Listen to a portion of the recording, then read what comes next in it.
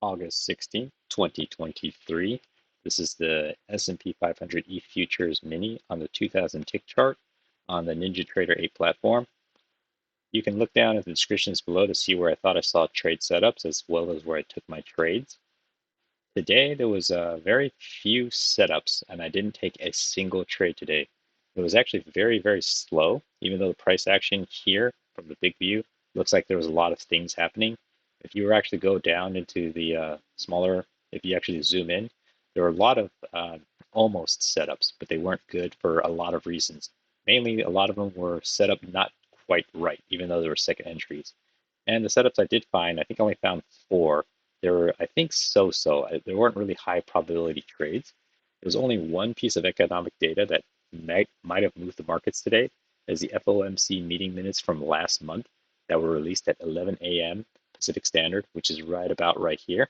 As you can see, prices were rallying up, and then it kind of sold off, but it's hard to really say that, it moved the market all that much. Overall price action was looking like it was going to be in a range. Then it had a sell-off, kind of a pullback, 2 legs up, and then a continuation sell-off. It was very, very, I would say, slow and confusing because when you thought you had a range, for one reason or another, price action never came back and consistently hit the highs or the lows. So you had a bunch of overlapping ranges. So it's hard to know for sure if it was a range that you could trust. There were some channels that came down, but again, it was a little bit confusing. So I'm going to go into the trades now. It won't take very long because I didn't find very many clean setups. So this is the pre-market high marked here and the pre-market low. Technically, the pre-market low is where this blue line is, but I drew the pre-market low because I thought I saw consistent touches. It was actually a little bit higher. At one point, I actually had it a little bit higher up here. Then later, I dragged it down to here when I got some confirmation. But in the meantime, I can say I can just put this as the original low right there, this first blue line. I'll go ahead and change it to something a little more easier to see, or just a little bit different. I'll just make it red for now. So prices sold off, made one move up, came back down, and I thought we were originally going to be in a range, but then as soon as prices opened, it rallied back up, and I thought, okay, it's going to touch the other side. It went, and it really never set up any clean second entries, because here technically you have a second entry here, first entry long, second entry long, but this is the signal bar you'd have to take trade off of. It's too far from the EMA. You are technically forming into a trading range, but you don't know that yet, and it's kind of far from the bottom of the trading range as well, because it closed right at the midline. So you're just kind of taking it in the middle of nowhere. So definitely not a worthwhile trade. See, I did see a new high here. The first entry long, second entry long comes all the way up, but I also saw a new low here. First entry short starts to form a second entry short right here. The second entry short, although it has a good signal bar, you feel like you're shorting into the bottom of this trading range, which is formed by this high and low here, this blue line here. And then it kind of flashes through, but you don't know that at the time that this would have happened, because as I said, you're going to find out that if you're watching the whole day, it was a little inconsistent in price action. It never came back cleanly to touch the bottom a bunch of times or touch the tops a bunch of times. It kind of created mini micro overlap ranges that made it very difficult to trade and to know when the range was about to expire and that you'd be going and breaking out to another range.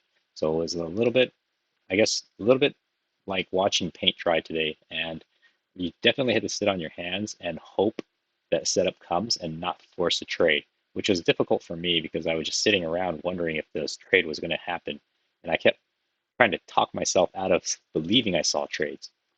So then price action continues moving. I draw this short trend channel coming down, flashes up. This is where I thought I saw support because I drew, well, this blue channel doesn't show up yet, this blue range. So I'll kind of get it out of the way. Well, I'll go ahead and leave it back here, actually.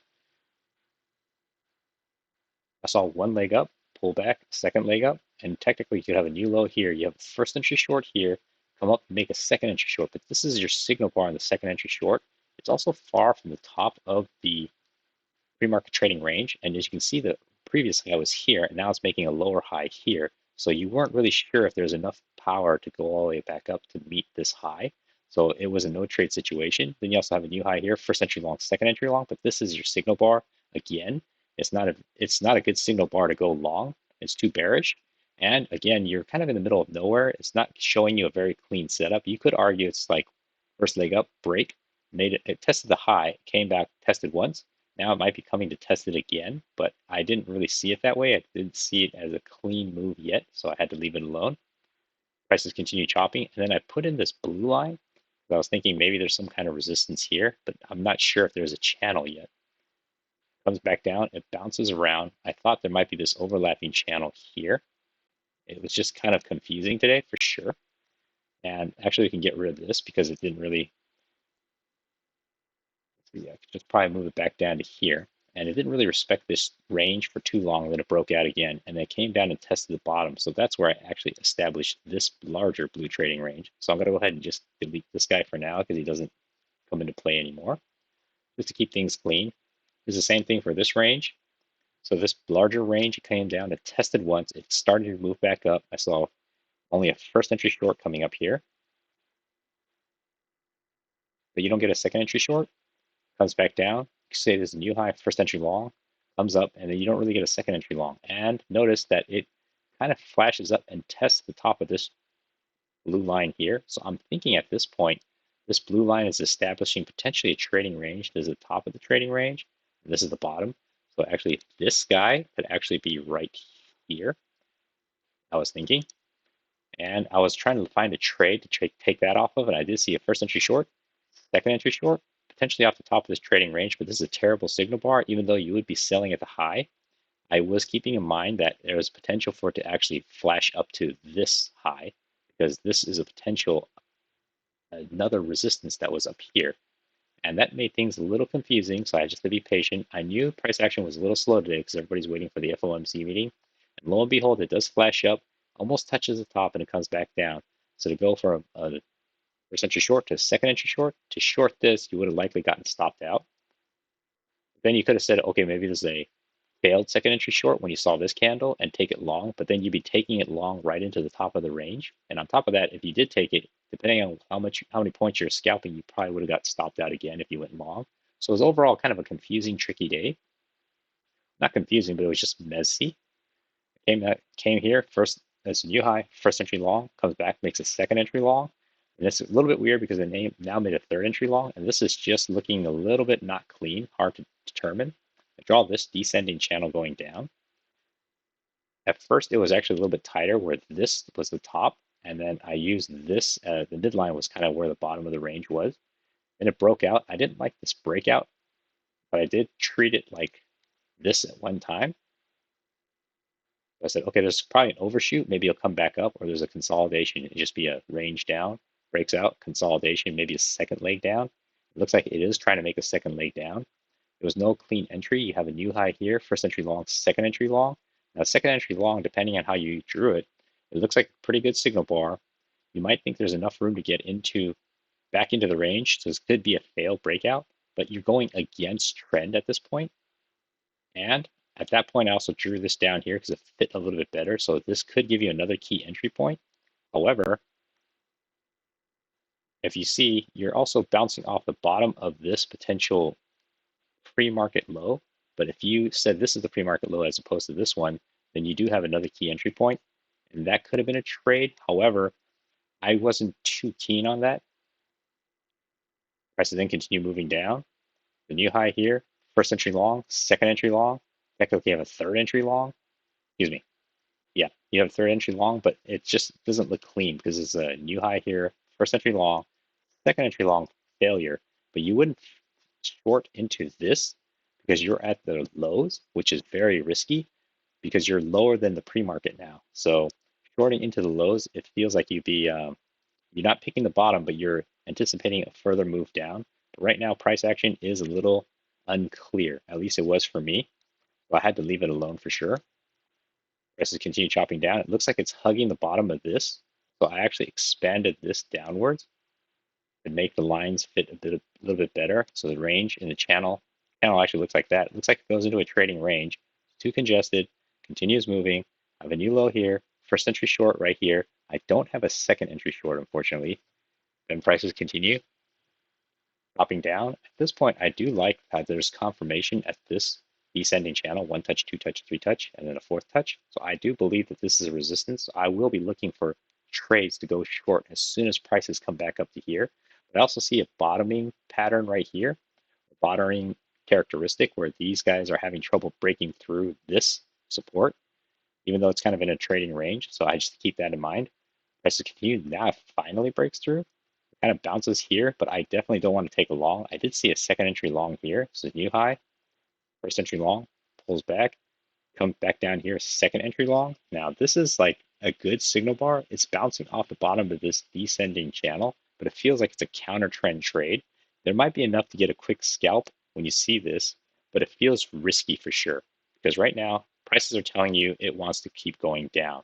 And to go long on a reversal, there's no indication right now that it's going to reverse. You could say there's one leg down, pull back a second leg down, and maybe now it's going to reverse, but you don't know that is going to happen because it could easily just continue flashing downwards.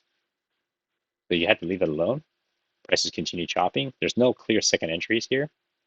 Hops around, creates another bottoming pattern right here where it looks like it's bottoming out, comes up, now it breaks through, and it continues up. So I draw this shortened trend channel going up. I actually had this one at first, but it was too shallow. There was no trades possible that I could see coming off here. Comes up. I see a new long, a new high here. First entry long, pulls back, second entry long. So it creates a second entry long, but I also know that this red line is kind of where I drew the preliminary like pre-market bottom, but this is also the true pre-market bottom based upon the early open. Then there's a third pre-market bottom here. So you have three lows that you're working off of. It could be this one, and this one, and you're not really sure which one price action is going to respect because if you look at the red one, it kind of had some reaction here. Looked like it was acting as support here. Now it's acting as potential resistance. But then you look at the pre-market low from the initial low made but early on, and you also have one touch, two touch. You can argue there's a third touch here.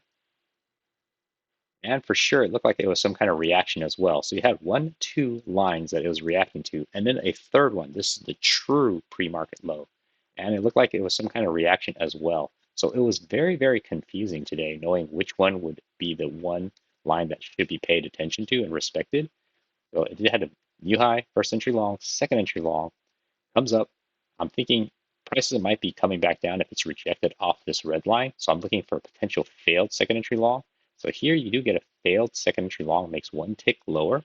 The reason I didn't like taking this trade is even though it closed strong bearish, it closed right here, creating a potential triple test. 1, 2, 3. So this could easily bounce back up to test this recent high. So I don't know that, but I also don't know that if it's just going to keep moving back down. So even though overall sentiment is bearish coming down, you have to respect that there is this channel going up and it broke out and it could test the high. And technically, this is the first test, so it can make a second test. But it turns out it does continue downwards and it creates a lower high. This lower high confirms the short entry on this failed second entry long, but it closed bullish and above the EMA. And it's also right at this potential blue line support, which I was mentioning. You don't know if this is going to come into play, this red line, or even this larger gray line channel. So since there's so many lines in play, you don't know if it's going to be act as a support or as a resistance because each of them acted as support and resistance at different times in the day. It got a little confusing.